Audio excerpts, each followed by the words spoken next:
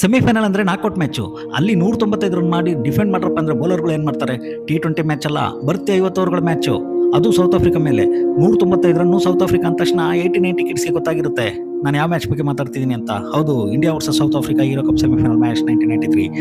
ಆದ್ರೆ ನಮ್ಮ ಬೌಲರ್ಗಳು ಮಧ್ಯೆ ವಿಕೆಟ್ ತೆಗಿತ ಮ್ಯಾಚ್ನ ಯಾವ ಅಂತ ತಿಂದ್ರು ಗೊತ್ತಾ? ಲಾಸ್ಟ್ ಓವರ್ ಸೌತ್ ಆಫ್ರಿಕಾ ಗೆಲ್ಲ ಕಾರನ್ ಬೇಕಿತ್ತು, ಕೈಯಲ್ಲಿ 2 ವಿಕೆಟ್. ಕನ್ನಡಿಗ ಅನಿಲ್ ಕುಂಬ್ಳೆ ಕೋಟ ಮುಗ್ದಿತ್ತು. ಅಜರ್ ಬಾಲ್ನ ತೆಂಡೂಲ್ಕರಿಗೆ ಕೊಡ್ತಾರೆ.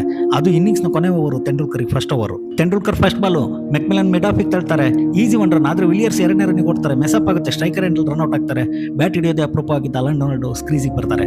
ಪಾಪ ಡೊನಾಲ್ಡ್ಗೆ ಈ ತೆಂಡೂಲ್ಕರ್ ಬಾಲ್ ಎಲ್ಲಿ ಬಿಡ್ತಿದ್ದಾರೆ ಅಂತಾನೆ ಗೊತ್ತಾಗೋದಿಲ್ಲ. ತೆಂಡೂಲ್ಕರ್ ಹಾಕಿದ 2ನೇ ಬಾಲ್ ಡೊನಾಲ್ಡ್ ಟಚ್ ಮಾಡಲ್ಲ, 3ನೇ ಬಾಲ್ ಟಚ್ ಆಗುತ್ತೆ, ಅದು ರನ್ ಇಲ್ಲ. 4ನೇ ಬಾಲ್ ಕೂಡ ಡಾಟು. 5ನೇ ಬಾಲ್ ಮುನ್ನುಗ್ಗಿ ಆಡೋ ಪ್ರಯತ್ನ ಮಾಡಿ 1 ರನ್ ಮಾತ್ರ ತಗೊಳ್ತಾರೆ. ಸ್ಟ್ರೈಕ್ ಮತ್ತೆ ಮೆಕ್ಮಿಲನ್ ಬರ್ತಾರೆ. ಅಷ್ಟೊತ್ತಿಗೆ 47 ರನ್ ಸ್ಕೋರ್ ಮಾಡಿದವರು ಇನ್ನೊಂದೇ ಶಟಿಂದ ಅವ್ರು 50 ಮತ್ತು ಟೀಮ್ ಇನ್ ಎರಡನ್ನೂ ಕನ್ಫರ್ಮ್ ಮಾಡ್ತಾರ ಅಂತ ಭಾರತದ ಪ್ರೇಕ್ಷಕರು ಹೃದಯ ಡವಡವಂತಿತ್ತು. ಆದ್ರೆ ತೆಂಡೂಲ್ಕರ್ ಐಸ್ನಷ್ಟೇ ಕೂಲ್ ಆಗಿದ್ರು. ಕೊನೆ ಬಾಲಲ್ಲಿ ಅವ್ರು ಕೊಟ್ಟಿದ್ದು 1 ರನ್ ಮಾತ್ರ. ಭಾರತ 2 ರನ್ಗಳಿಂದ ಮ್ಯಾಚ್ ಗೆದ್ದಿತ್ತು. ತೆಂಡೂಲ್ಕರ್ನ ಕ್ರಿಕೆಟ್ ದೇವರು ಅನ್ನೋದು ಸುಮ್ಮನೆ ಅಲ್ಲ ಮತ್ತೆ.